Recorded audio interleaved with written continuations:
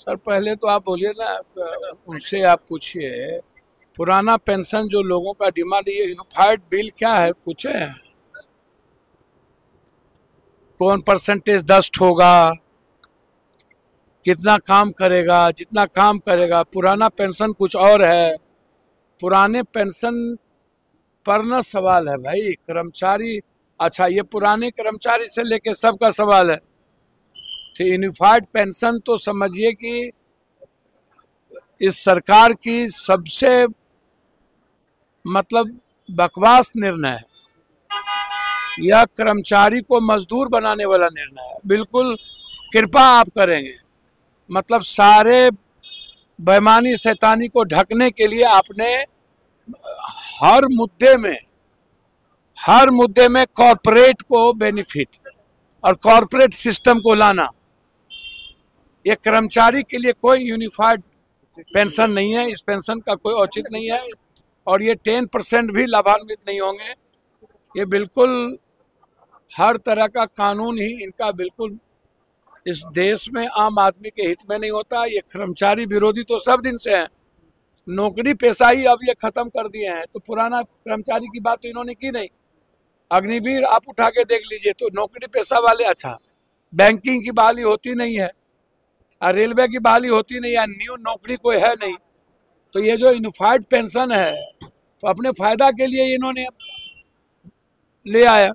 नौकरी अब होनी नहीं है, किसी को रोजगार मिलना नहीं है। अब प्राइवेट नौकरी की बात आप कर रहे हैं। पुराना पेंशन कुछ और था और अब अभी निजी प्राइवेट पेंशन में भी जो आप बात हो रही है, तो ये प्राइवेट पेंशन, प्राइवेट जो रोजगार की बात कर रहे हैं, किसकी बात कर रहे हैं? कौन है उसमें? प्राइवेट रोजगार में किसके यहाँ मिलेगा? आप उठा के देखिए ना, कॉर्पोरेट के यहाँ है ना। तो यूनिफाइड पेंशन बकवास है, इसका कोई मतलब नहीं। मनोज तिवारी ने कहा है कि राहुल गांधी को मेंटल हेल्थ के इलाज की जरूरत है, चेकअप की जरूरत है। किसको? राहुल गांधी।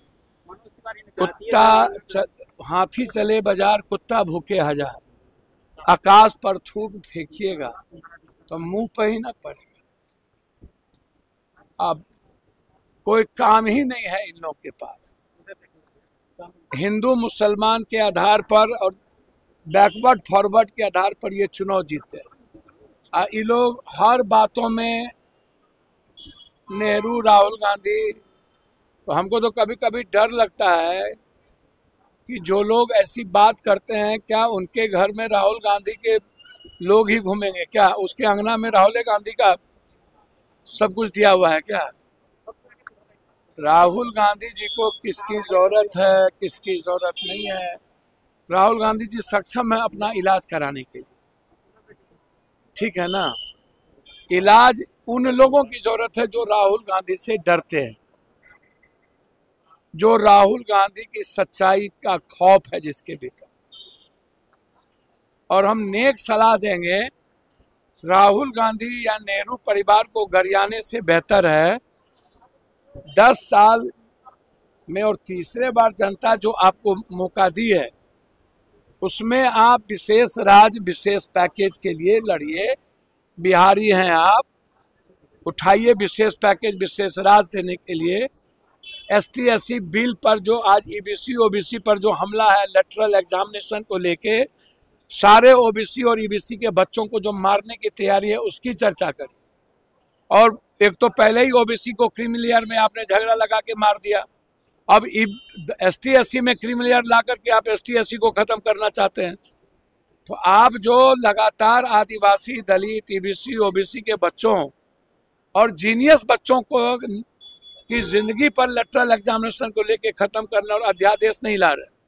67% जो आरक्षण इस सदन ने लाया था, नीतीश कुमार जी एंड गवर्नमेंट, तो हम जानना चाहेंगे उस पर अध्यादेश क्यों नहीं आया।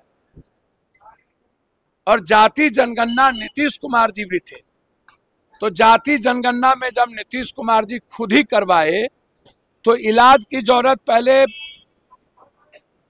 बीजेपी वालों की है कि नीतीश कुमार के साथ सरकार बनाए हुए। महबूबा मुफ्ती के साथ पहले ही लव मैरिज कर चुके थे। और आज राहुल गांधी जी या कांग्रेस लोकतांत्रिक मूल्यों पर, कब महबूबा अलगाववादी के साथ बीजेपी जो गाली देता था, तो पहले ही बीजेपी ने शादी लव मैरिज करके फिर तलाक ले लिया।